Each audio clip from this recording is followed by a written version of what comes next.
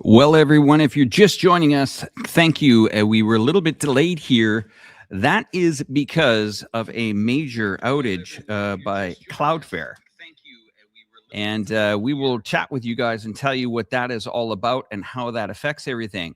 So websites around the world, ChatGPT is down, X platform is down. Many people worldwide are experiencing outages with Cloudflare. It's a major, major company in the United States that is, I would say, the backbone behind the internet.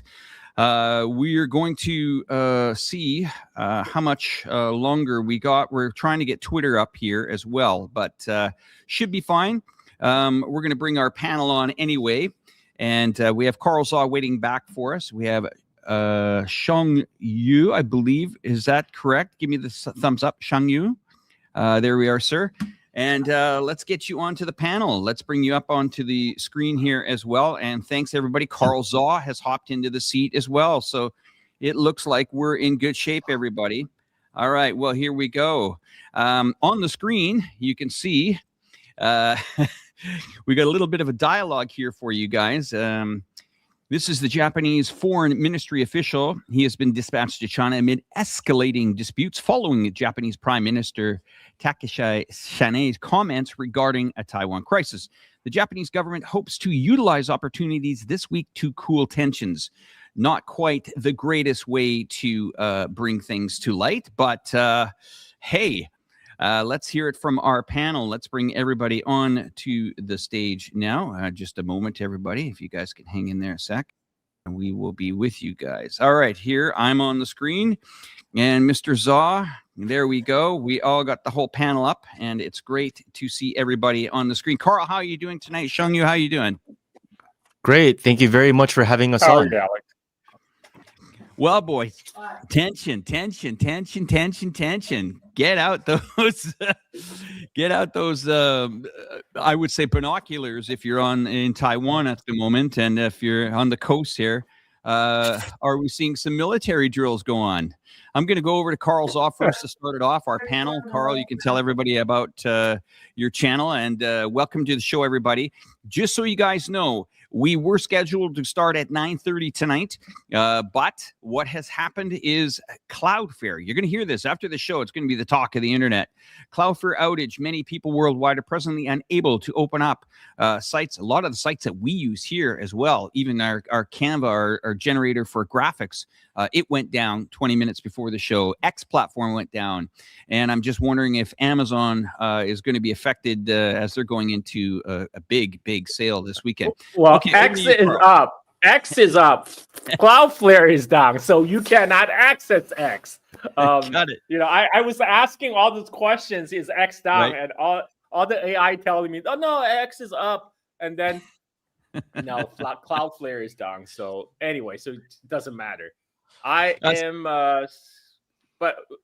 Anyway, about the tension between Taiwan and I mean about Japan and China. This is completely, what should I say? It's maybe like a what is it? A teacup in a storm. Well, self-created. I mean, like, look, nobody invited the Japanese PM to make such a statement, right? I mean, like, and she just happened to make a statement infringing on the reddest of red lines, which is over Taiwan. China has made it very clear Taiwan is part of China. It's nobody else's business. It's internal matter. Nobody else should get their foot stuck in the Taiwan issue.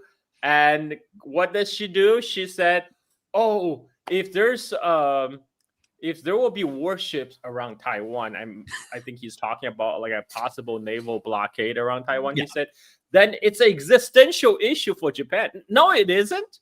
You know, Japan does not import energy from Taiwan. Japan can perfectly live without Taiwan.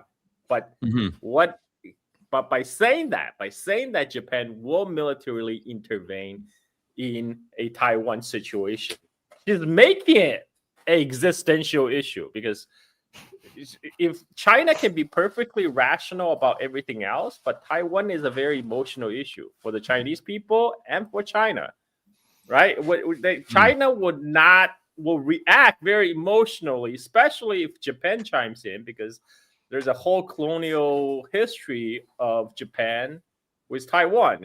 Taiwan was forcibly taken away from China at the end of the First Sino-Japanese War in 1894 and 1895, when China was forced to give up Taiwan to Japan, Empire of Japan, and Taiwan became a Japanese colony for 50 years. Only after end of World War II, when Empire of Japan was defeated, Japan had to give up Taiwan. And now by her saying, oh, the Japanese military is going to return to Taiwan, now that is stirring up a hornet's nest. I mean, like, a lot of people are criticizing, a lot of people on Twitter, especially from the Western countries, are criticizing China for this outburst. But look, there's a premise. The premise is if Japan get militarily involved in a Taiwan situation. And in fact, when it comes to Chinese people and the Chinese government, I would say the Chinese government is actually pacifist compared to most of the population in China.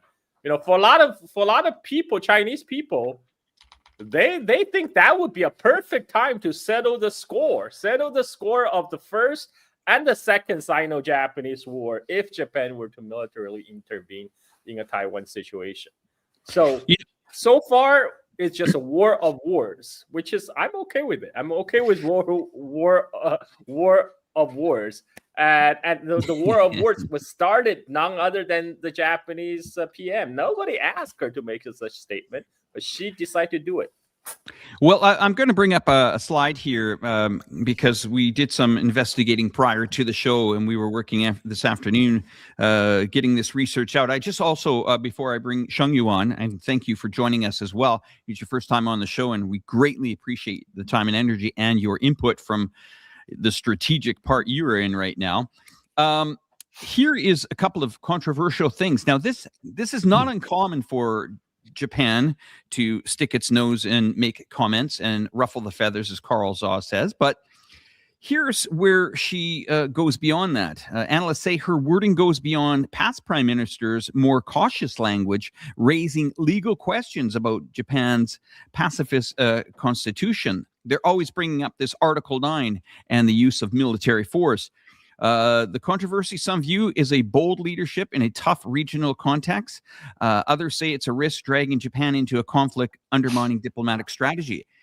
I already think a torpedo has gone off, and that torpedo has gone off to the Japanese tourism business. It's going to get absolutely hammered by this. And you just don't do that. As a prime minister, you have to look at the sectors and the businesses that you're in. And the first one that you're going to go at Chinese and get involved in what is a Chinese, well, I would say Chinese business, let alone our own personal thing to manage. And she's getting involved there and starts talking, I would say, pretty radically, if you ask me. I'm just wondering if she's had a visit from the U.S. State Department or the U.S. Department of War, or somebody down there, Pete Hegseth, as maybe sat in her office and gave her some advice, bad advice. But let's have a look here. We're going to look at this together, guys. I'm just going to bring you out here. So this is a little bit of the fallout, we're going to say here, diplomatic fallout and economic shock. Absolutely. And if you guys don't think that this has hit certain companies already, it has.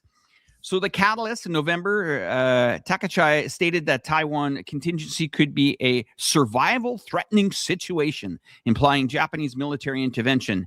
This breaks from traditional strategic wording, we'll say.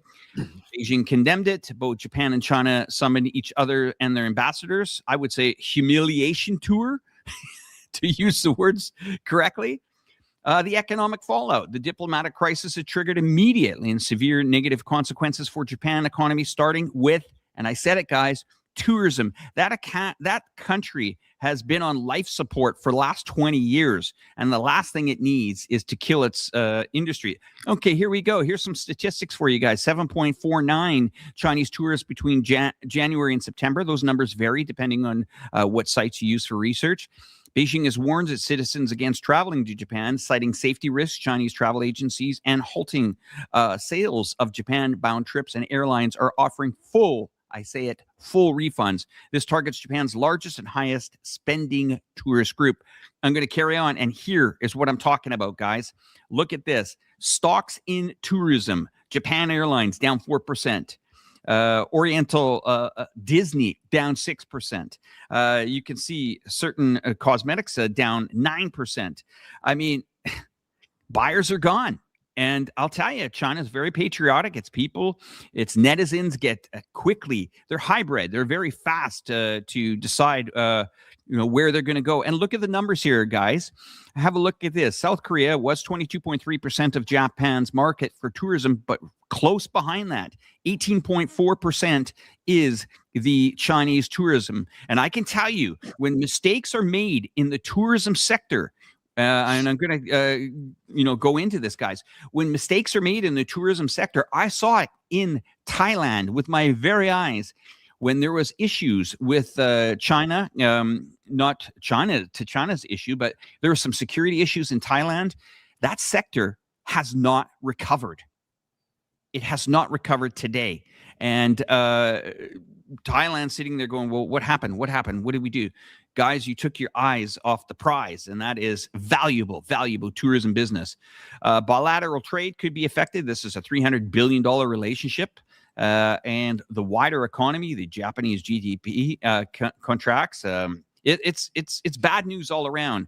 So the risk, the deterrence argument, and the immediate costs. Well, that's what I'm bringing you guys in to help me out with. We're going to go to our new friend here, Shang Yu. Give us your perspective here. What's your location right now? I am in Taiwan's New Taipei. Okay. Let's hear what they're saying over there, my friend. Well, I think these statements by the new Prime Minister Takaichi, we have to understand the political landscape within Japan, which is there is a very powerful far right that is represented, I think, best more recently by Shinzo Abe. And these recent statements by her was a signal to her constituency that she will be continuing on his path of increased militarization and a more aggressive foreign policy. And the response that we are receiving from Taiwan's administration right now, the Lai Ching-te administration, is one of, it's being positively received by them, but that doesn't mean it is necessarily being positively received by the people. We have to keep in mind the current administration in Taiwan is widely unpopular. It was elected with just 40% of the vote, 30% if we count abstentions, and support has been in free fall ever since its mismanagement of the island for the past year. So we have to understand from Lai Ching-te's perspective, he's losing support of the people. And right now, as the U.S. is recalibrating its relations with the Chinese mainland, it's hoping that these regions, especially Taiwan, can pull back from some of these more aggressive posturing, because this sort of the U.S. likes this sort of posturing if it's trying to mount pressure onto Beijing. But then now when it's in the phase of trying to mend things and have a more workable relationship, it does not appreciate it when these puppets like Lai Ching-te go out of their way to do these sorts of things. So right now, Lai Ching-te is very isolated. Trump doesn't like him. The people of Taiwan don't like him. But one faction of people likes him a lot, and that is the Japanese far right. So we're seeing this sort of symbiotic relationship between them, and the new prime minister, I believe, is trying to work towards that direction and also raise support among the ultra right wing within Japan. Well, thanks for that oversight. But why now? Why of all times now? I mean, we are coming up to a very, very hot season for tourism. This is not a good time to be unloading comments. November going up around travel season, and then we all know January, February are very, very active seasons for the 1.4 billion people here in China. I mean, this is sabotaging your economy. I mean, do you think this is her actual genuine words coming from her, or is somebody behind this? I don't think anybody pointed a gun at her head and tell her to make such a statement. I mean, this has been the Japanese politics has been steadily shift toward right over the years. I mean, when we talk about Japanese right-wing politician, we're really talking about the more right-wing politicians of Japan, because the right wing has been pretty much in control of the Japan politics for much of the post-war era. And one of their biggest obstacle to the Japanese right wing is Article 9 of the Japan's peace constitution, which was imposed on Japan after World War II. Now, the peace constitution is actually very popular among the Japanese citizens because a lot of people think that, by turning away from the militarism of pre-World War II Japan, that's how Japan were able to achieve its post-war economic miracle. So politicians have to find ways to try to get rid of the Article 9. The Shinzo Abe almost succeeded, by reinterpret what the Article 9 would mean. The Article 9, basically, Japan should not have a military except to maintain a self-defense force that's only for Japan's own security. Now, Shinzo Abe have interpreted that to mean we also need to support our allies, like United States. U.S., Japan needs to be able to support our ally in contingency of war in the area around Japan. Now, there's still a degree of ambiguity there. It didn't explicitly spell out. What the current Prime Minister of Japan did is she just completely discarded the strategic ambiguity and saying, if there's warship around Taiwan, that's an existential issue for Japan. The Japanese military will get involved, will deploy, because even though it's not outside the territory of Japan, but it's existential, so we must get involved. Nobody says that. Not even United States has discarded the strategic ambiguity. In fact, United States spent many decades trying to kind of dance around this strategic ambiguity, neither deny nor confirm whether U.S. will come to join a war over Taiwan. Even the Taiwan Biden. Oh, wait, let me finish. Even when Biden says he would defend Taiwan, that could be walked back because nobody believes what comes out Biden's mouth, because Biden is basically a senile old man, and that enabled the White House later to walk back his statement. But this is a very non-senile Japanese prime minister, may in unambiguous terms say Japan will get involved. And this is the reddest of the red line for China, because for China always maintain Taiwan is part of China. This is an internal matter to be settled among Chinese people of both across the Taiwan Strait. It's nobody else's business. And go ahead, Xiangyu. Sorry.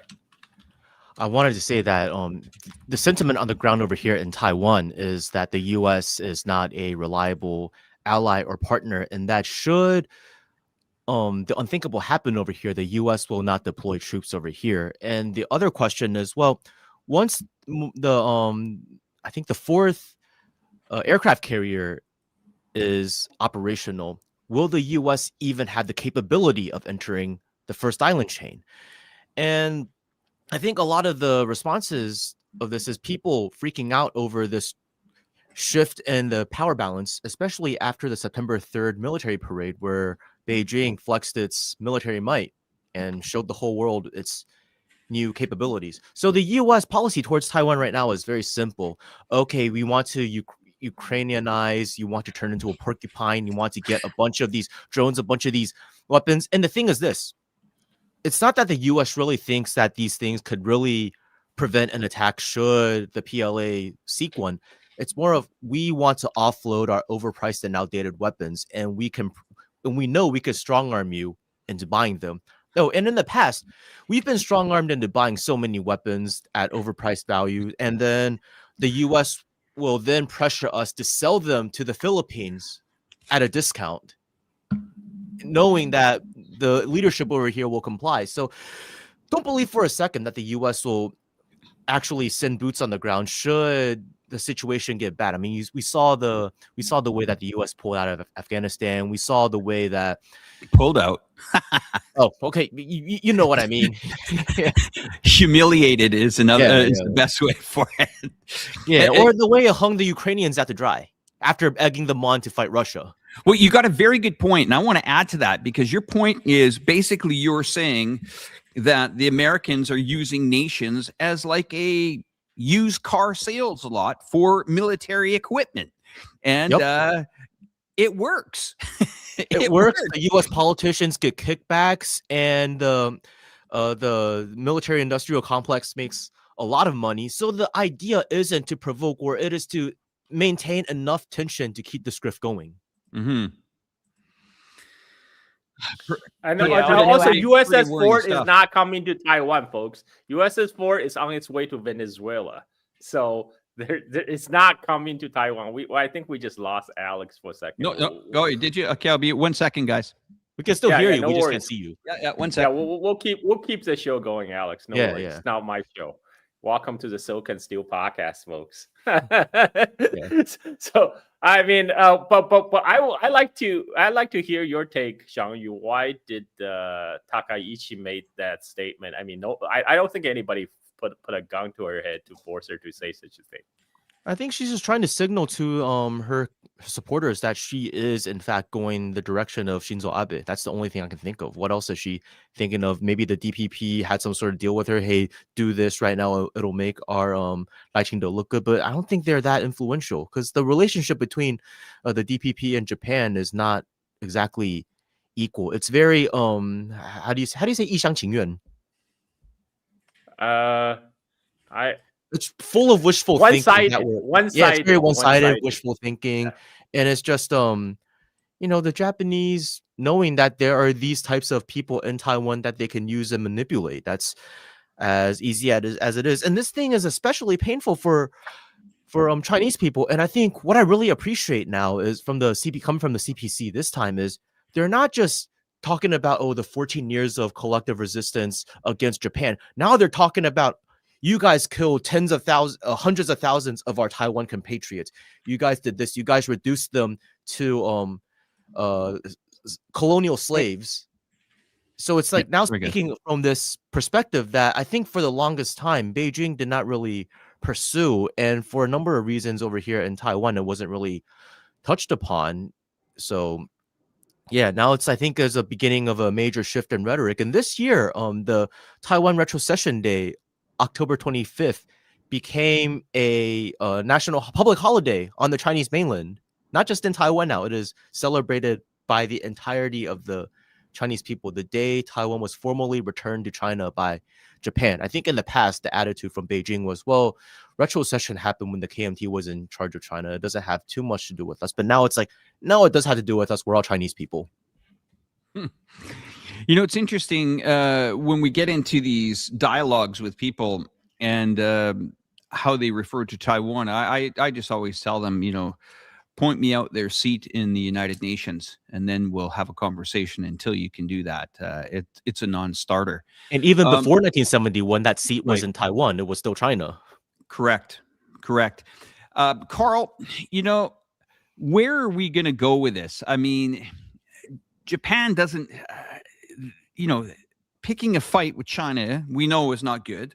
War of words is not good. But where does this really go? I mean, I see immediately what's going to happen, and I always focus on this because this is usually what brings countries to their knees, and then they become very desperate. But their tourism business is going to get hit hard. Business is going to get hit hard. Bilateral trade is going to get hit hard. Diplomatic, relationships are going to get hit hard. And then you're going to see a hardening of other nations saying, wait a minute, look at China. China's bullied Taiwan, or not Taiwan. China's bullied, Japan, and we got to get in there. I guarantee you guys what's going to happen here over the next few weeks is you're going to see a steady flow of American congressmen. They're going to start doing their dog and pony shows in Japan. You're going to see other nations go there. I would say other nations that aren't probably part of the BRI or BRICS, the collective West, you're going to see it. You're going to see the Australian prime minister go over, maybe the Canadian prime minister's got to go over because, well, she got some pushback and some rightly so pushback. What do you think of that, Carl? I think their economy is going to get hammered. Well, I mean, this will actually make those Japanese right-wing people who keep always posting on X complaining about Chinese tourists. They'll make those people happy. You know, Chinese tourists are not coming anymore. Don't worry about it. But I don't think the comment about tourism. She even made a comment about tourism. Did you hear that? She was saying, so on immigration, she has taken a hardline stance calling for stricter controls on foreign residents, focusing on foreigners must strictly obey Japanese law. Okay, we get that. And this is a country that says they're strict on immigration when they had maybe a handful of asylum seekers. Okay. Her controversial social views clash more on progressive domestic and international trends, raising concerns about her rights and diversity.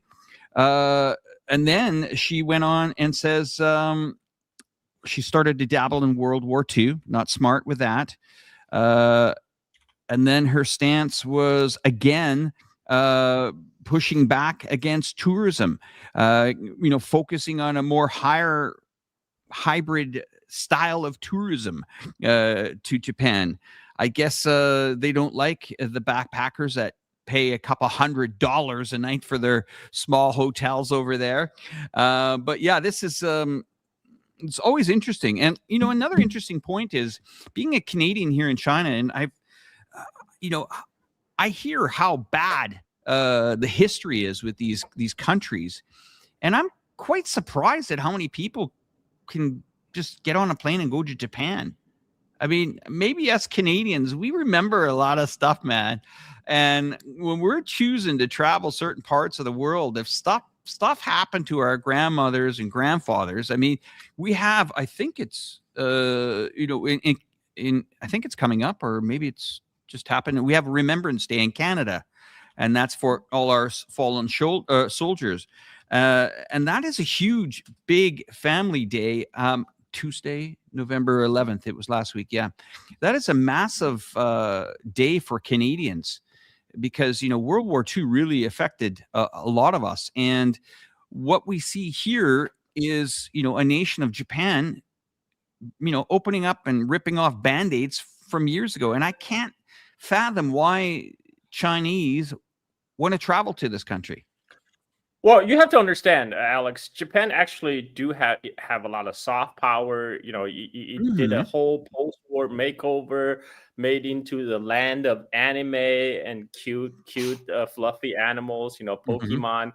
So that did affect China as well as the rest of the world. A lot of people of my generation, they grew up watching Japanese cartoon, and it's been like that ever since. A lot of people there's a lot of fans of Japanese pop culture, obviously. So for this reason, people are traveling to Japan. But this now is going to force people to take a second look because, maybe people were under the impression that Japanese people were, have repentant for the action of their grandpas during World War II. And but there are also some people who will refuse to go to Japan. I know a Shanghainese woman who, outwardly you're kind of cosmopolitan liberal type. She has tattoos all over her body. She married a Russian guy, and she's Shanghainese, right? But she's also a self-made entrepreneur. But she told me she would not go to Japan. One country she would not. She has been traveling all over the world, but she said she would not go to Japan because of World War II, because of what the Japanese did during World War II, and so there are a lot of Chinese people like that. But now there are going to be more Chinese people, including the Chinese youth, will come to realize, oh, wow, okay, the Japanese politicians are actually quite unrepentant about what happened in World War II, and now that might start reevaluating whether they should pursue to have that. This in is what Japan. I'm talking about, man. This is exactly what I'm saying. Is this Well- the ignition and the fire that is going to wake up?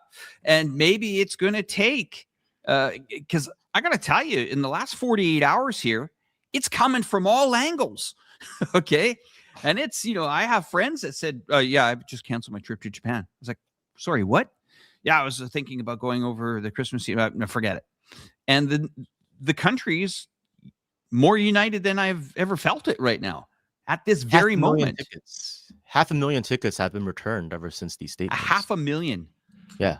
So this is, when we started this conversation, you felt it's a storm in a teacup. Maybe I misunderstand that, but I don't think it is. I think this is going to be very, very bad for Japan. And when I say when economies get hammered, okay, I'm more of a finance guy when it comes to these discussions. When economies get hammered and you start hitting the bottom line, and we're talking the mom and pop shops, the small hotel chains, sure, some of the big hotel chains and tourism markets, but it is a domino effect. And what happens is the economy goes down, the people lose faith in the government then goes to another tactic.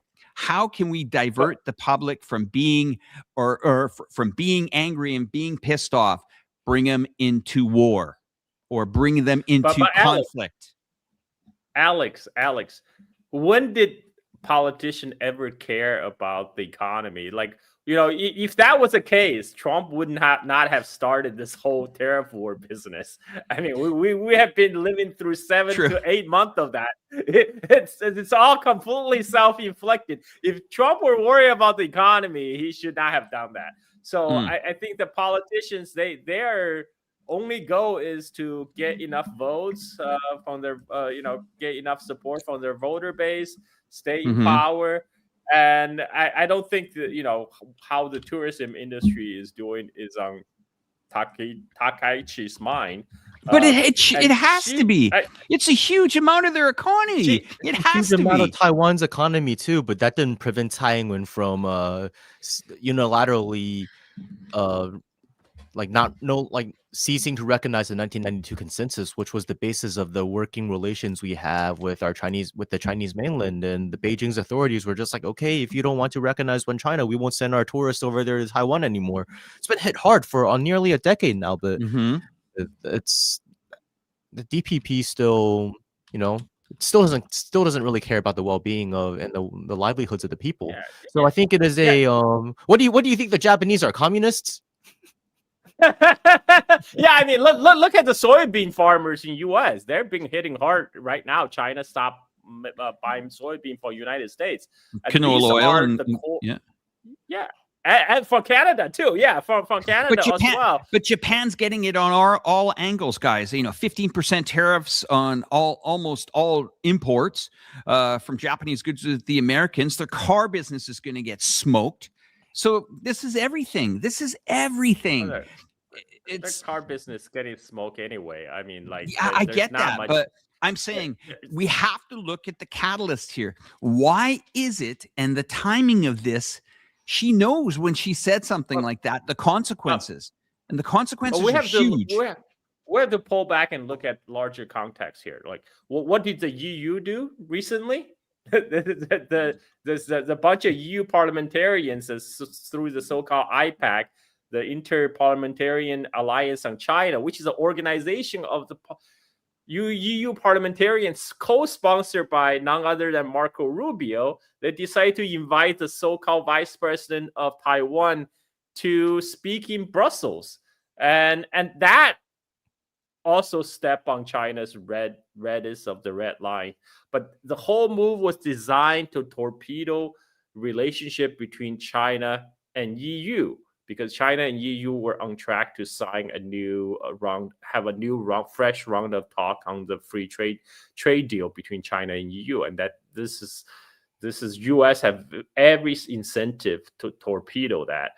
But in case of Japan, I think maybe there's some push from US, but I think there's also the Japanese right-wing politicians just looking for every excuse to completely do away with Article 9 of the Japan's peace constitution, and that way to allow them to quote unquote be a normal country and have the Japanese military be deployed outside of Japan. That has been the goal of the Japanese right wing for a long time. Shinzo Abe nearly succeeded. Takaichi is signaling she's going to continue that legacy. I mean, she's trying to speak to her voter base here. This what I agree with you, Xiangyu. By the way, I think this is a bit of a signaling, and economy. Who cares about the economy? but you know what? But you know what? You are. I think you're also onto something, Alex, because Japan's economy has been in the doldrums for a while. Decades. Ever since they've been neutered essentially by United States through the Plaza Accord, and let's remember the Japanese semiconductor industry used to be world leading until it was kneecapped by U.S. sanctions. Exactly. And so now, Japan's maybe the only way they could get out of this doldrum is go for a military industrial complex, like Hitler did. That's what I'm talking about, boys. That's exactly what I'm talking about. This is exactly what I'm talking about. This is why the whole EU people now they're talking about complying with U.S. requests to spend 5% of their GDP on military, which is completely nonsense because U.S. itself doesn't spend 5% of its GDP on defense. And what could that possibly do? Well, EU is deindustrializing right now. All the German industries are being moved out of Germany to United States. So maybe this is just my conjecture. Maybe it's the EU politician thought, okay, well, how do we save our economy? Military industrial complex. Let's make weapons. Let's make exactly. It's crazy. Yeah. I just want to mention to the studios here and people watching, this is the first time that we've had, and I think it's on all channels here on Carl Zha's channel, Chongqing's channels, and Xiangyu's channel, is you will also see a mobile vertical of the show as well. So if you're watching on a mobile, you can actually go to our page and it will be streamed vertically as well. I can see on our backstage, we also see horizontal. So we have. I was trying to figure out why you are streaming, like doing two streaming show to my channel, and I figure out one is mobile. Actually, the mobile is getting most view right now, I think. Yeah, I'm seeing that right now. We have over 600 people viewing it.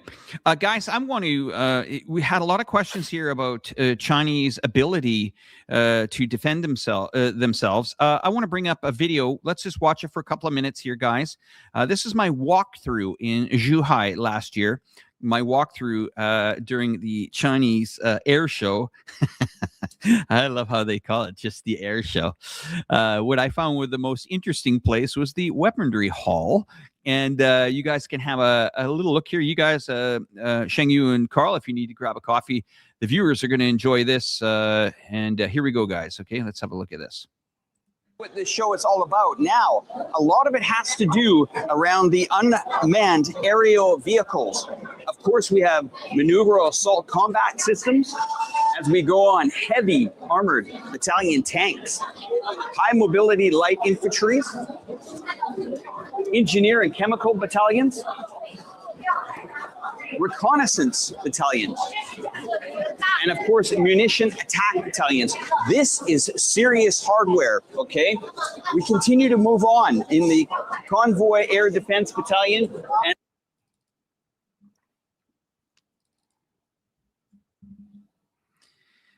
okay, so it looks like Cloudflare is not really rocking and rolling tonight for us, guys. So we're going to see how we can continue the live stream. I was going to show you guys a little bit of a walkthrough of our show here in Zhuhai, but it looks like Cloudflare is having a little bit of an issue.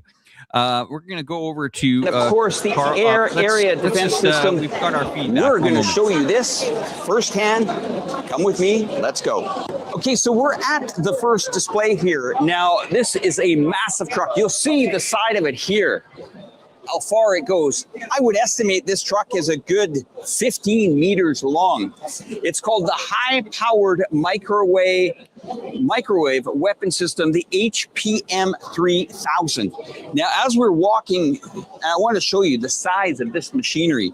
Now, this system, it's a huge truck-mounted, mobile, ground-based, high-powered. Now, here it is again. High-powered microwave-directed energy weapon. What does that really mean? Well, we see the conflict going on right now in the Ukraine, where drone technology is really in the new forefront of military strategies. Now, the primary intended system here is to basically down drones, okay? There are all types of models of this. And let's just look around the back here and see how huge this piece of hardware is. Wow. I mean, absolutely stunning. Just a massive, I'll see if I can get the camera to show you how big the wheel is. The wheel is almost up to my chest size, okay? So we're seeing how it is, and it is just solid steel. And these tires here, if we see the tires, this is built for very difficult terrain. Of course, you might think that you're just going to drive something up a street with one of these, but no, these machineries have to be in the warfield, right? And right out in the middle of really difficult terrain. We'll take you on to another unit, which is a little bit smaller. This is more compact as we kind of glide in between here. You will see this one has a four-wheel design, more rugged as well. Probably it can really buckle down into the swampy, slushy area, and it's more mobile. This one is called the PLB-625E microwave weapon system here. So these are two weaponry that we've seen that are going to play a really pivotal part here in ongoing conflicts, and will also deter whoever the enemy is, that your drones will not be able to stand up to this technology. Let's have a look at the impact here. I'm in front of the PLB-625E. You can see in front of me here a UAV damage drone. This is the purpose of these vehicles. Now, let's have a look at this vehicle as we walk along. This is a massive show, so we have a lot of equipment to show you. Now, this is the 625EAA gun missile integrated weapon system. This vehicle is armed with both missiles and Gatling style cannons. You can see them up there as well. This is actually, it's described, this is China's beastly new air defense. Short range air defense are new top of the mind, and China is moving fast in this space. So have a look at this here, just totally kitted out. And this is, I would say, pretty much any military around the world is going to have to adjust. And this is all part of combating a war that has really focused in the air with drones. And this is a vehicle, we'll call it the anti-drone or whatever, the anti-defense system that will help, combat drones. We have anti-aircraft. We have those on display here. We'll see those a little bit later. But once again, this is focusing on drones. And we can see all these vehicles behind us here. We will try to get to most of them and try to get an expert that will give us an idea of what's going on here. I'm standing in front of the J-20S, one of the most lethal fighter jets in the Chinese Air Force. Now, behind me here is a half-scale size of the aircraft.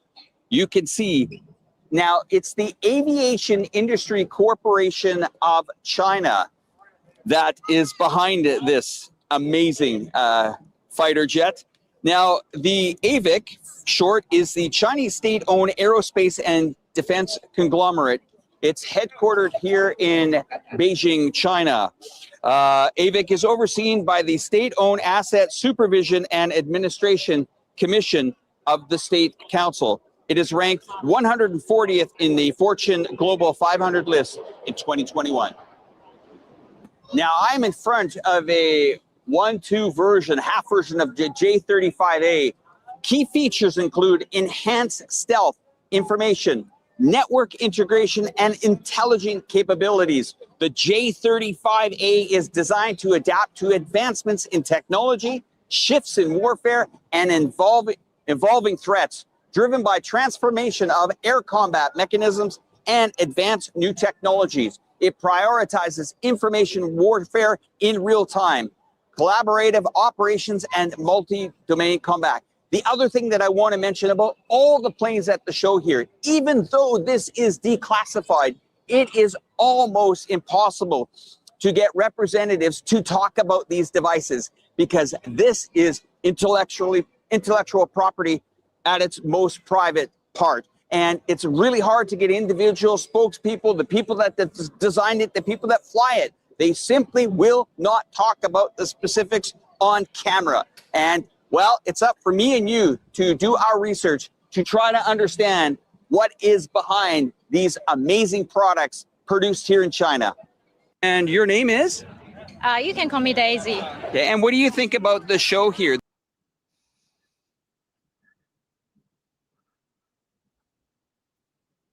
And I'm very proud to be a Chinese. Oh, that's so great. And what was the most special thing that you've seen besides your product and your company? But what is one of the most interesting things you've seen here at the show? It's my first air show, so everything seems interesting Well, and there we exciting. go, guys. I mean, it's quite interesting to hear that. You know, when I was at that show and I was talking to Chinese people, I mean, millions of people show up for it. They all said to me, "Listen, we trust our government, we trust our military. They're here for defensive purposes." That's what the average person says. We're not going out purchasing, buying this equipment because we want to go into other countries and regime change, which may happen in Venezuela in the next couple of weeks. But this is really down to defense. And I'm reading a lot of the comments. I don't know if you are, Carl. There's a couple of people here. You know what I'm talking about. My There's favorite is the 凡人君子的奴隶, that one, saying how to make the Japanese become your friend and respect you most quickly and efficiently. A little boy and a fat man. Are you reading the ones about the military, Carl? Or what do you? Well, actually, I'm more interested in how you get invited to those shows, Alex. I mean, you are like, like those are the kind of shows every boy's dream, to get to visit all these military hardware. That's so cool. I've only showed a fraction of that, but I have to tell you guys, I was very impressed by it. And it wasn't put on display to be arrogant. It was put on display to be educational. And everyone that was going there, they have this kind of like a little passport where you stamp and you get it in this little book. And it's a lot of families go around, and it's the way it's displayed and the way it's explained to people. I mean, I'm reading the comments, and of course we're going to get some, we'll say neocons, to say it politely, neocons in the chat, and saying there's not a chance. And if, China does anything, Americans going to be all over there. I mean, then why is the U.S. moving its troops away from Okinawa to Guam, pulling away from the island? You tell us why. You tell us why. Well, the balance of the balance of power is shifting. China right now has 3 aircraft carriers in the region, and the 4th one is going to be deployed soon. And that changes the name of the game. Whereas in the past, in the 20th century, Beijing was unable to immediately liberate Taiwan because of naval superiority by both the U.S. and the KMT. But now that's completely changed. Gone are the days when not the U.S., even the KMT, such a small regime, was able to enforce a naval blockade around the entirety of the Chinese mainland up until the 1970s. Is that the case anymore nowadays? And if we look at history, how did Emperor Kangxi regain Taiwan from the Ming rump state over here, from the Zheng family? It wasn't through this huge show of like force and bombing and all that stuff. No, it was just a simple blockade. You blockade, and then shortly afterwards, there's pressure from within. Hey, we need to find a way to end this blockade. Yeah, the Zheng family surrendered, and Taiwan came under the control of the Qing. The Ming holdout just went away, and history repeats. It's Chinese are at an advantage in the sense that we have 5,000 years of military history to refer to, whereas I know in the West, at military academies, do study these campaigns. You also study, the ancient battles of Europe and all of that. But when it's your own culture, your own civilization, I feel like it's studied on a societal scale much more seriously. Well, look, many Chinese people today will be able to recite their own history. Not many people in U.S. today are still educated about, the classics, the classic history of, Roman or Greece anymore. So there's no comparison. But anyway, besides that, what we're talking about, Canada's not the 51st state of America. I just want to make that clear. Right now, I'm a Canadian. Not yet, Alex. Not yet. Stop it, Josh, stop it. Never. I'm going to add to this. I was watching a program last night about the Canadian flag, right? And I don't know if the viewers know this. We changed our flag in, I believe it was 1967, 1965, just before the World Expo in Montreal. And, that flag to us, I guess I lost my camera again. What's that? There we go. We'll be back. So, yeah, guys, I'm going to fix my camera and then I'll get on to my Canadian story in a minute. I'm going to hand it over to you, Carl. All right. I'm taking over now. It's not the 51st state, it is the 10 northern provinces. Well, or as my Canadian friend used to say, Canada is a bunch of mining company masquerading as a country. But right now, to answer Alex's question about why U.S. is pulling to Guam, according to the U.S. Pacific, the commander of U.S. Pacific Command, he basically said, what? Okay, so let's suppose if the war starts, the problem is how can we sustain it? How are we going to protect our bases in Okinawa from incoming barrage of Chinese missiles? You can't, because China have all these missiles based in China that can easily cover in the entirety of first island chain, and now they can easily reach the second island chain as well. The Chinese aircraft carrier attack group already have been cruising around the water around Guam. So now this is why U.S. decide. What is that, Alex? What is that? Please tell us. What are you showing us? Okay, let me get you the box. But okay. I have all these little models here. This is a submarine. This is the Chinese submarine here. Let me show you the writing on the box so you guys can, explain it a little bit better than I can. Okay, one sec. I'll bring you all my gadgets over. Okay, give me a sec.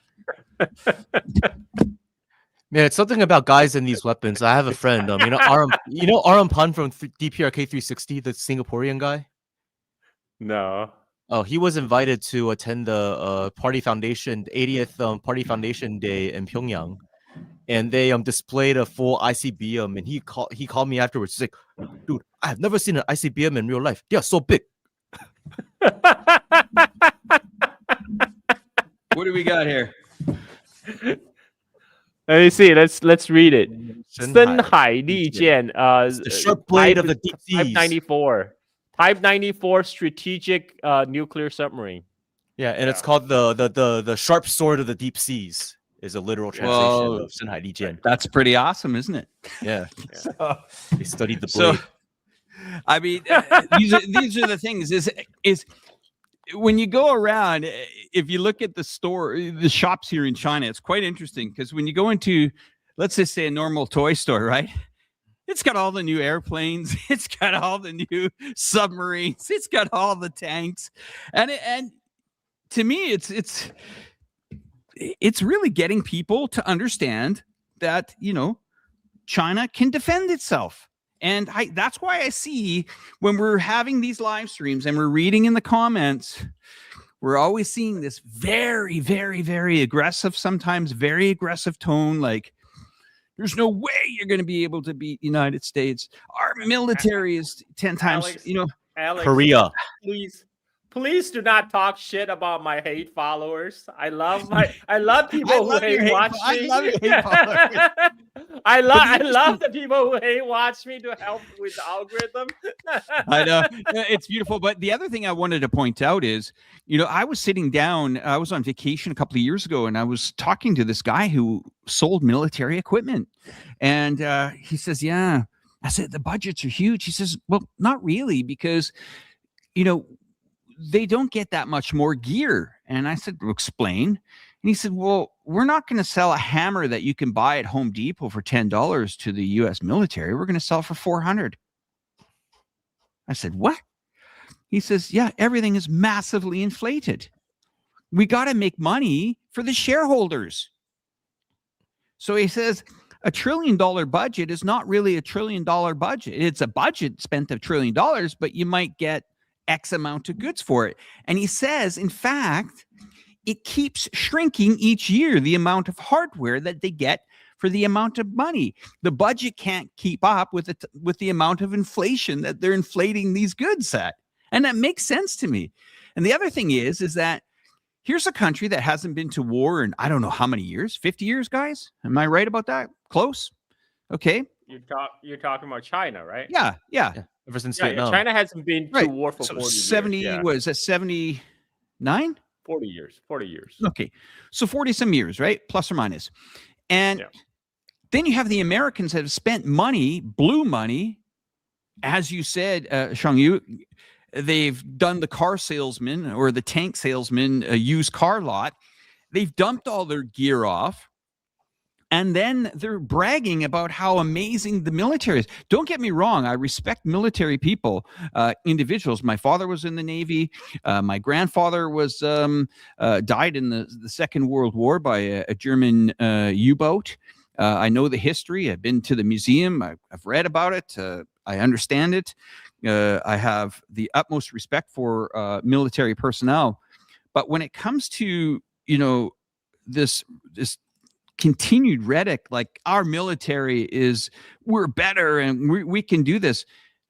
I think that we have to use and Carl, you and I have followed this a lot. We have to use the Ukraine-Russian situation as, wait a minute, NATO has gone nowhere since 2022.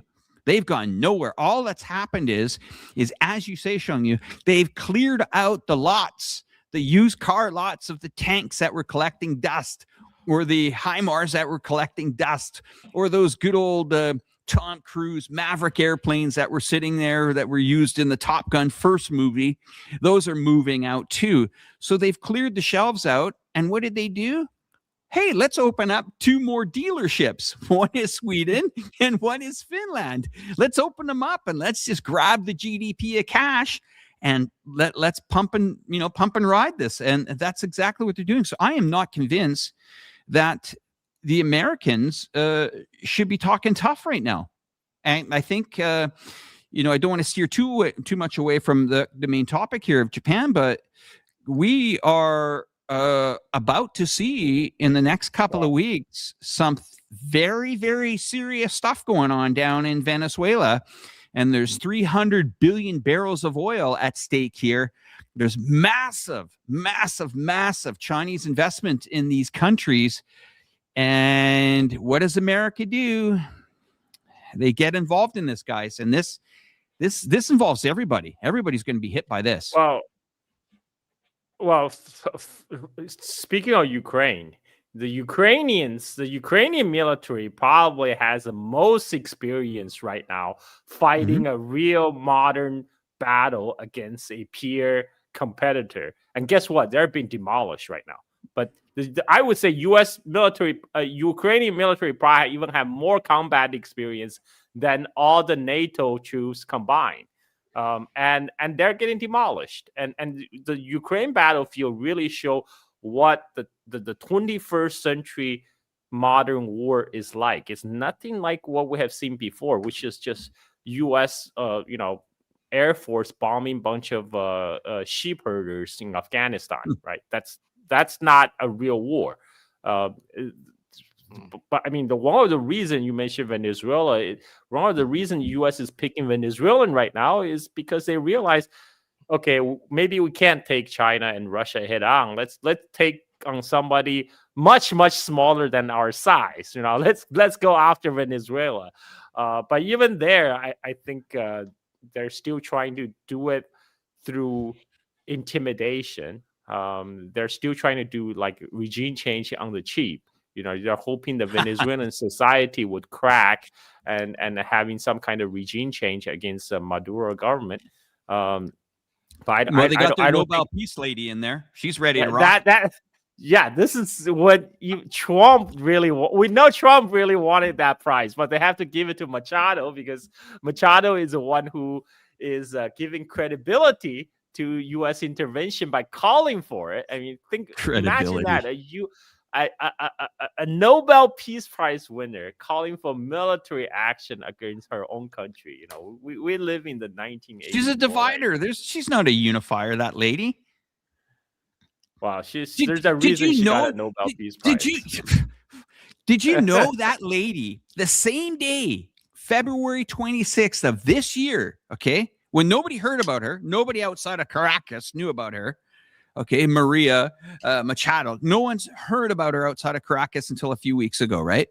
But she just magically was on triggered program with Donald Trump Jr. the day that the father said, okay, I'll let Exxon or Chevron go back into the country and they can explore for oil, but none of the money can come back into the country.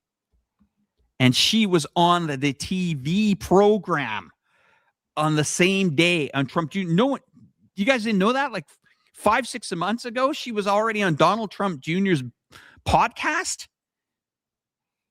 This is a goddamn setup, guys. It's crazy. February 26th. Look it up, everybody. This lady was not known until the Nobel Peace Prize came out a few weeks ago, right? She was involved with things like the Atlas Network many years ago, like NGO organizations. She was like a nobody that would prop up propagandists like Park Geun-hye from North Korea doing the that sort of regime change stuff. Like she ran in those circles, and unless you followed those circles, you wouldn't have heard of her until just a few months ago.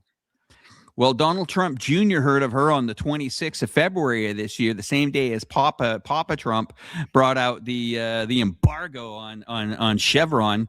That basically said, yeah, you can take oil out of the ground, but you got to bring the money to America. Like anybody's going to agree to that, right? Okay, yeah. Come on in, take my oil, take 300 barrels out, but don't give me anything, and just watch everybody, be completely PO'd at you. So, yeah, she's on that show. She's frog marching this entire country into a war. When we hear these people talk about, oh, yeah, narco-terrorists in boats. Do you know how many nautical kilometers between Venezuela and the coast of the United States are? Does anybody know? 2,000. Those boats only go maybe 100 to 150 kilometers. I mean, Carl, you're in Bali. Alex, first of all, Americans don't understand kilometers. Second of all, Americans don't understand geography, okay? You're asking too much. You're expecting too much. But it's but right now, I think the whole Japan, China, getting back to our original topic, I think China will take measures, for example, the curbing of the tourism, to put Japan on notice. This transgression will not go unpunished. I don't think it's too late. You can always, these things can always be repaired. No way. They can. Sorry, guys. No way. No, their tourism is toast. Japan's tourism is going to get smashed. Well, I mean, no. I think if the Japanese diplomats grovel sufficiently, I think it can still work. It can still You were work. able to get that many Chinese tourists in Japan after like doing like human experiments on Chinese people, chemical like germ warfare, massacring a bunch of people. They can recover from this. Yeah. They just yeah, gotta yeah, Okay, yeah. let Yeah. me give you guys a little bit of a history lesson here. Okay, I'm not Carl Zha history, and I'm not Shang Yu history. Carl Zha is the walking encyclopedia. I get it, but I'm gonna bring up Thailand again. Okay, why I'm gonna bring up Thailand again is because this country, they know how to bring in tourists worldwide. Okay, they brought back in 2018, 19, and then we had, of course, the pandemic. But before that, the Chinese came in there like you could not believe. They revolutionized the entire country in the entire tourism business for Thailand. Okay. And then a couple of mishaps happened. They weren't good. Some of them had to do with some people losing their lives on some tourist boat and some other things. And then there was another instance here just recently. I think you heard about it. The border issues with some of these scam centers. And Yeah. poof. Myanmar. Yeah, It's that's gone. famous now. Like, Right. That's But famous. what now, I'm saying, guys, is it's gone. And right now is supposed to be the high season in Thailand. And when I was back there in November, because I'd lived there for 8 years, I have homes there. When I was there, usually it was impossible to get a hotel, impossible to get a taxi, impossible. The sky was the limit there. And the vendors just said, yeah, Chinese, they're gone. They left, they're gone. I said, when are they coming back? Don't know. And the government's in panic mode. They reduced the visa fees to basically visa on arrival. No, don't need it. Visa fee, don't need it. Just come in, to the point where they actually want to pay for flights for people to come now. Yeah, the problem is a couple of Chinese influencers went to Thailand and got kidnapped and got sent over to Myanmar. The power of netizens, and that's what I'm trying to portray here, guys.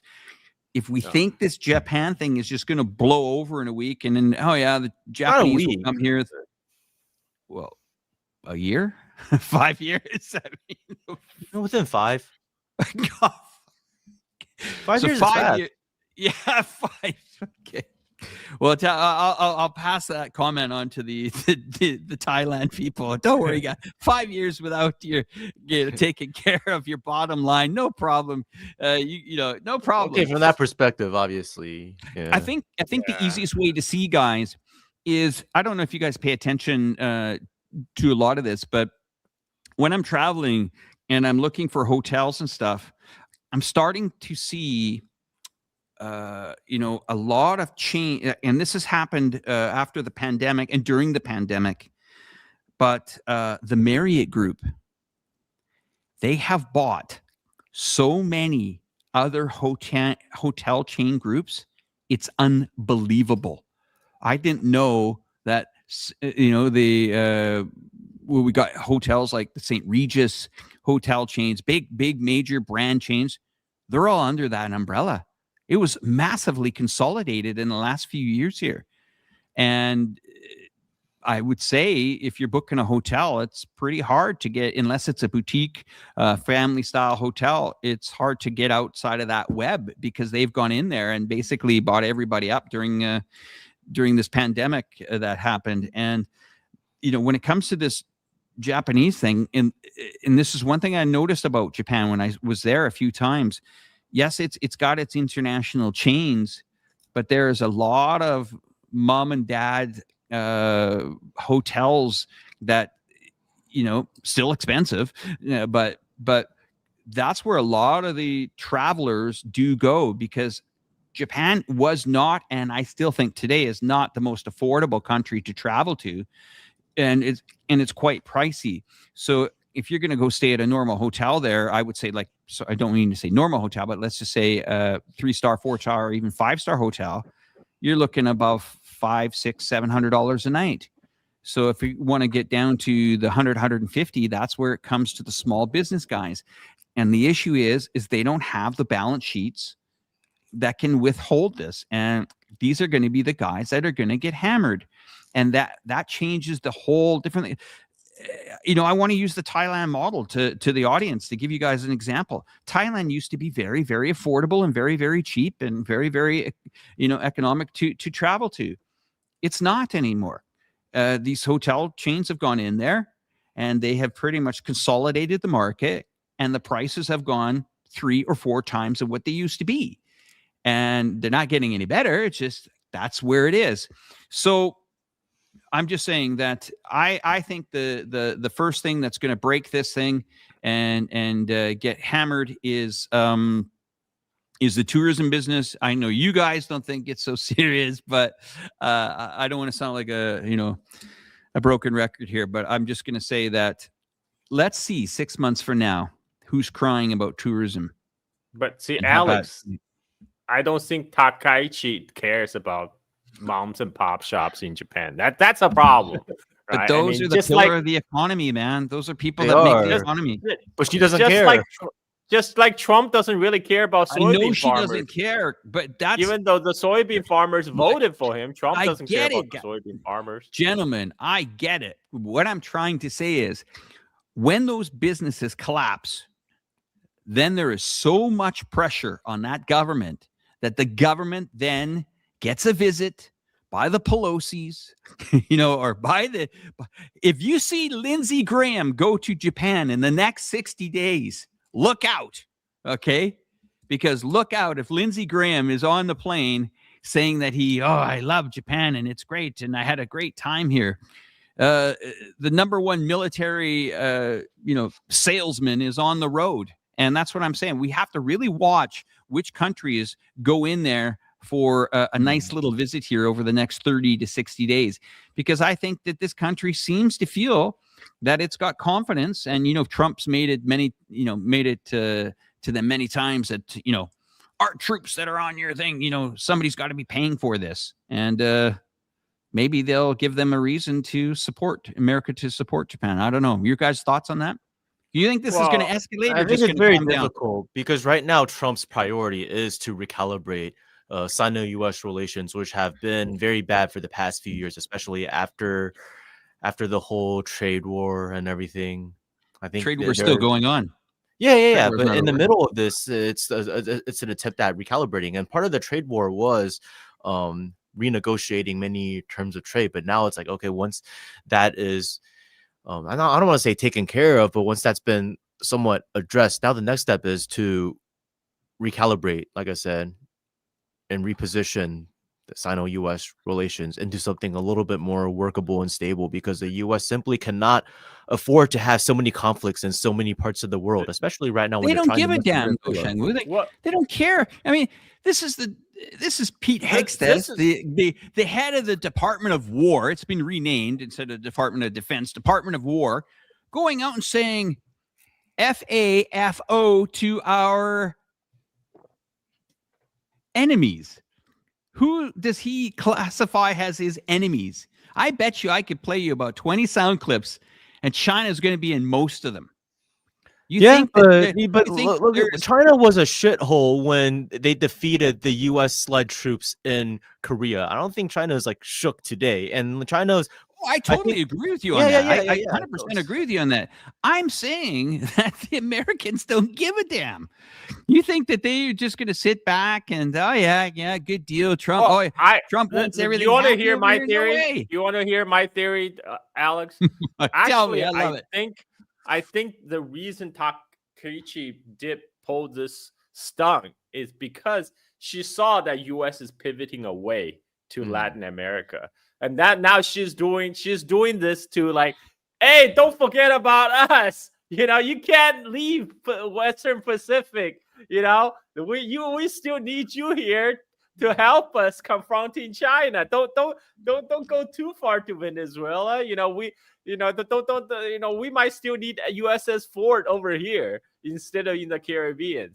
I think that might play into might be a factor because the only way you get America's attention is you wag the dog, you give them something to, oh wow, yeah, maybe all it would take is one small, very delicate little interaction in the South China Sea, and that's a powder keg, man. Yeah. Well, I I want to mean, right now respond you are. to Dave real quick. Do you want me to bring up the comment, Shengyu? He Which just one said is it? don't insult. He just said don't insult shitholes, and I didn't mean that as an insult. I was just saying back then objectively China was very Yeah. developmentally backwards, but yet we were Yeah, we still know that. like two countries, China and Korea, against China and the DPRK against 16 pushed. Now, okay, from the Korean perspective, yeah, it was a stalemate, but from the Chinese perspective, the goal of our entry into the war was to push US-led forces back to the 38th parallel, and we accomplished that. So Yeah, hell yeah. look at the material disadvantage. We had every single disadvantage against us. We still managed to accomplish those goals. Now look at China's military capabilities today. It's no match. Is China capable of launching a war of aggression against the US? No, but that's also not what China's seeking to do. Hey guys, did Trump meet Kim? Remember, he said he wanted to meet Kim in his last visit Not over this here. time. He didn't meet Not this time. he didn't meet Marshal Kim Jong Un this time. Oh, Maybe next time. Because I mean, right now, Kim Marshal needs Kim love Jong over Un. here too, man. Kim needs love. Oh, Marshal Kim Jong Un right now, he's in a much better position than he was on the Yeah. last Hell time yeah. we met. Hell 'Cause, yeah. I mean, right now the new special relations between them and Russia, especially in the context of the Russia-Ukraine conflict and the DPRK's support, not just sending troops, but also the selling of weapons in exchange for, they made billions. Have you seen the new videos coming out from Pyongyang? The new they developed a new Hwasong district. Some people are calling it Pyonghatan. I love it. But I you know, love it. I love but you know, you saw Kim got the guest of honor spot during the China's victory parade. Yeah. You know, it was Kim, Putin, and then Xi Jinping. They all walked together. So you know, Kim is sitting pretty right now. He's in a very much. I agree. He's in a much better position than. So my point than is, before. back then, especially in 2017, they were hit. 2017-18, they were hit pretty hard by sanctions in response to some of their ICBM tests in 2016. But right now, their economy is good. They're a lot more confident. They have more options. They're not going to meet with President Trump unless he drops the whole idea of them denuclearizing, because right now they're just like, okay, we're not going to denuclearize at all. We can halt our advancements of capabilities, but we're not going to get rid of what we already have. So until you can accept us as a nuclear power, there's nothing to talk about. You know, I saw an interesting thing come across my newswire here today, and this is, I think, how North Korea is also doing well. They're pretty savvy on cryptocurrency and stuff. I mean, these guys know what they're doing. But one of Trump's company was caught or is being investigated now for selling some of these coins to some of this massive trading group out of North Korea. So they've got to answer some questions in Congress. But you know, I think the world is very different when it comes to financial stuff. A few years back, it used to take hard currency to move people around, and that's look at Russia. Shut off from Visa, shut off from MasterCard, shut off from American Express. All the major Fortune 500 companies pulled out of there. Apple pulled out. Everybody pulled out. Sanctions, SWIFT banking system cut off. Okay, the natural gas shut down. The export, the airspace to Europe cut down. Now the Schengen agreement that would allow Russians to be on a multiple visa gone as well. 140 billion seized in Euroclear. Business as usual. In fact, the economy is doing okay. So if Russia can do it, some of these other nations are saying, you know what? Okay, yeah, embargo us, sanction us, hit us as hard as you want, because money is moving some other way. Yeah, I mean, billions have gotten into the DPRK ever since just in the past few years. And even though look, tourism to the DPRK has shut down ever since 2020. It only resumed. Do we have an update on this yet? Are they back open? Or I thought they were kind of open and not open. Then they had some awesome little seaside thing, and his daughter was there. I was getting all. Yeah. I got the rundown as an industry insider. Okay, so tell us. They shut down because of COVID. They were first to shut down, yes, and then they reopened, but only to Russians. Right. Yeah. And then earlier this year in late February, they thought about there's a special economic zone called Rasan, which is on the border between China and Russia. You can open up a bank account there too, can't you? Right? Yeah, but that's like a tourist. That's a tourist trap. Still, it's great though. I'll do it. Yeah. And that card is only usable in Rasan for now. But Rasan is where they test a lot of. I trust my money in Rasan bank account than I do in a U.S. bank. That's for sure. Hit up Golden Triangle Bank and Rasan. It's so they reopened Rasan for like a few weeks, but then they shut it down. And there's many theories as to why they shut it down. But one of the working theories among many people is they're not happy with a lot of the negative press that came out of it, because you have all these asshole influencers from the West going, oh, look at this. It's such a shithole, man. Oh, they're so brainwashed. These kids are like singing to us. And there's a video of an ICBM in the background. They're being taught violence. They're saying all that, like all of that bullshit. And like the DPRK at this point is just like, hey, we let you in as guests, as a friendly gesture, and you're treating us this way. We don't need your money because we got a lot of we got other sources of money. So then that shut down. But then there was the Pyongyang Marathon in April. Now the Pyongyang Marathon, it's not tourism. So let's say you sign up for the Pyongyang Marathon through Koryo Tours. You're not going in as Carl and me running. Oh yeah. Well, what are you saying? What are you saying, Alex? No, actually, here's a trick. If you join the marathon, but you walk the marathon, it's one of the few opportunities where you could just stroll through Pyongyang. Like that is so fat. You know, guys, I know we're on North Korea, but I have to tell you guys, I'm absolutely fascinated about a society of 25 million people that haven't been hit with massive advertising, massive billboards, massive, social media platforms. Just a society that's just getting on with their lives. There's love in North Korea, whether you like it or not, because there's babies born every year. People still love each other. Life goes on. People are human beings. But man, it is the last country in the world that is almost pure. Do you know where I'm going with that? I know exactly what you're talking about. You're just talking about China in the 1980s. I lived through that. I lived through China in the 1980s. No, but I feel like it's one of the last few societies where, like, for example, when people are dating or marrying, they meet much more organically than like elsewhere in the world now, which is all like, social media and all of that. It's a very different dynamic. You can feel it among the interactions with the people. Now, I'm not saying it's a perfect society without its problems, but every country has its problems. And it's definitely look what it's facing, right? Would it have all these problems? Would Venezuela have all these problems if it wasn't sanctioned into an oblivion, right? Of course not. Right. That's what I'm saying. What's interesting about these sanctions is it encourages under the table activities, because a country needs to survive, and if it can't do so legally, it's got to make money somehow. But I started the other day because I was looking at stuff on Pyongyang. I mean, starting to get some nice video coming out of there now.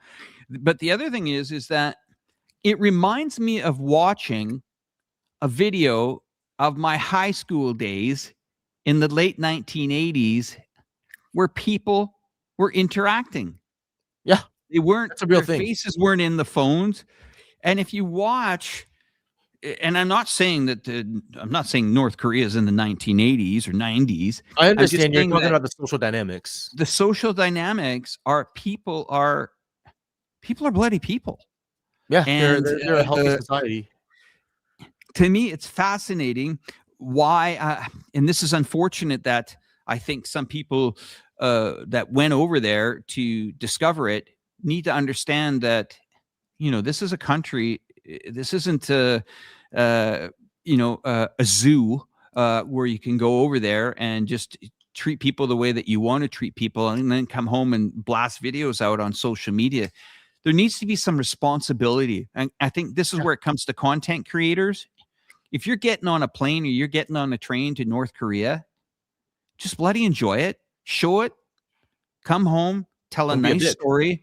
But this like is not this. a country that needs to go viral. Yeah, Okay, it's like this, Alex. If let's say if you were a very poor friend of mine and I went to your Mhm. house, I wouldn't look for problems and then take a bunch of pictures and upload them and say, "Oh, look at my friend Alex's house. It's a shithole." I wouldn't do that. How does that help anybody? It doesn't help anybody. But hey, if it looks like you're very into their society and how they work, and hey, I'm once they fascinated by it. reopen, man, I'll take you there. Absolutely fascinated for it. Just fascinated. Guys, before we end the show here, I'm bringing this clip up, guys. I want your guys' thoughts on this. It's on the screen there. Do you see it? Yeah, yet. Your Peter's comment. Oh, I mean, yeah. it's true. I mean, like, because when Japan came to Southeast Asia, they especially targeted the ethnic Chinese community here because Chinese diaspora in Southeast Asia, they provided a lot of support to China during the war. So when Japan, after Pearl Harbor, when Japan took over much of Southeast Asia, in British Malaya, in Singapore, in Dutch East Indies, they specifically targeted ethnic Chinese out for revenge. So yeah, it's quite brutal, and there's still a lot of memories. I mean, like a lot of these memories tend to be suppressed because post-war Japan has kind of reinvented its image as this like cool place with Pokemon and anime, but it's never, those memories are never far below the surface. People still remember. This is not, this is what happened to their grandparents. Right? But we, like I said today, last week, we had Remembrance Day in Canada. That's a massive day, Carl, and people don't forget. And boy, oh boy. Shangyu, do you have any comments on this latest comment I brought up on the screen? I'd say, yeah, I understand. I basically agree with Carl about this. And boycotts do happen all the time, but I think Chinese people our culture isn't one of perpetual self-victimization. We look at the past as, okay, that's something we overcome. And our biggest, the best thing to do now is to show the world how great we can live despite having all of these hardships. We don't want to be pitied. We don't want people to feel bad for us. But if people like this Japanese prime minister provoke us, we will still show them that we're not people to be messed with, and that the days where they could just treat us like subhumans are gone. Yeah, it's a thing of the past. Yeah, So- I think that one of the reasons she did what she did is because in the past they felt they could get away with it. There was no consequences. But today in 2025, they will feel consequences, whether it's in tourism or other part of their business. They're gonna get hit. So you think that this could probably blow over sooner rather than later, something like this, guys? Probably. Give it a couple of years. Give it a Give it a couple couple years. years, and plus, after all of this goes down, everything in Japan will be super cheap. You'll have these you'll have these like new middle class Chinese families who I guess didn't really have opportunities in the decades before to Okay. travel. Now going, hey, Japan's like super cheap. Let's go there and like buy things or just go skiing or something. Hey, Carl, we can go skiing in Hokkaido now if everything becomes super cheap. I'm up for skiing. No worries, boys. Okay, gentlemen. Well, thank you very much for joining the show. We're going to end it here. And everybody, check out the channels. Can you guys give your channels a promo here, guys? Sure. Mine, just my name, Carl Zha, is also on YouTube. Or you can follow me on X. I'm a prolific ship poster on X. Or check for more serious topic. either follow my YouTube, or if you're more history inclined, check out my Silk and Steel podcast on Patreon, where I currently do a chronological retelling of Chinese history from very beginning. Now I'm at around the year 279 BC. So I'm covering the last stretch of the Warring States period that leading to the first unification by the first emperor. So if that's your cup of tea, go to Patreon, support me, support my lifestyle as a surfer in Bali. Carl, you need to hire somebody to make like TikTok clips of your videos with like the highlights, because you're such a walking encyclopedia. You'll like talk about something and then like go on a 40-minute tangent about Dutch fort designs, which is very interesting. But then like a lot of people, they'll just like forget everything you said before. So you gotta, once you get bigger, hire somebody that makes those Gen Z edits, and you'll blow up, man. It's they're a wealth of information. It's presented the right way. And on my show, it's look at the URL over here, stxy.show. That has all of my links. That has my YouTube channel, my social media stuff. And yeah, I do something. I focus more on Taiwan and cross-strait issues, but I talk about all of China, including Taiwan. And recently I started vlogging instead of just doing a podcast. So going around different parts of China, filming and showing Chinese current events in history, and not just talking about it. So if that's something that's up your alley, feel free to check it out. My first vlog episode just came out today. It is about the origins of the Qing dynasty, with Nora Hatzi and Huang Taiji and all of that. And you can learn more and check out, just learn about a lot of esoteric stuff. Okay, and where do we find you? Where can the people find you? Oh, the URL over here. Right there, the stxy.show. It has all of my links. Let me just put that up there in the chats, guys. So if I just put www, is that okay? That works, yeah. .stxy.show. stxy.show. Okay, there we go, guys. That's in all of everybody's comments. That's blasting out through the screen now. Don't forget to visit that website as well and check it out. And of course, Carl Zha, you got to go to Carl Zha on Twitter too. You got to see what this guy gets up to on Twitter. Holy smokes, man. Like I try to go to bed thinking, is this going to be the last tweet? Is Carl done? No, he's not done. He's never done. So, and big thanks out to the audience tonight here as well. Interesting that you're right, Carl. I started to see more people on our vertical format than our horizontal format. So that's new for us to hear at Chongqing, guys. Yeah. Interesting. Isn't it great? Well, it's actually long videos like VODs. They mostly watch nowadays on smart TVs, but then for live streams, it's mostly on phones. Well, we all learned something tonight. Gentlemen, thank you very much for your time. Massive appreciation to you. Sit backstage. I'm going to come back to you guys in a moment. I'm just going to bring up a video here. And unfortunately, I'm not going to play music tonight, guys, because we might get Carl's channel copyrighted. So, got to use some fair use music. So, yeah, wait a minute. I think I do have some fair use. Hey, hang on a sec. That is interesting. Do I have fair use music? Okay, I got something called acoustic cinematic. Should we try that, guys? Okay, sounds good. Okay, sure, let's go for it. Let me just see if the acoustic cinematic is good. There we go. We're gonna give you guys a shot of Chongqing on the way out here. But anyways, guys, thanks once again for joining in to this live stream, impromptu live stream. We did it on the quick. And enjoy the scenery, and what a pleasure. Check out Carl Zha's videos too. We got another one dropping here in a day or two, his vlog with his family, and Yuan, a girl who works as one of my colleagues here in the company. Have a good night, guys. Chat later. Stick backstage. I'll see you guys in a moment. Thanks for watching. All right, guys. Bye for now. Bye.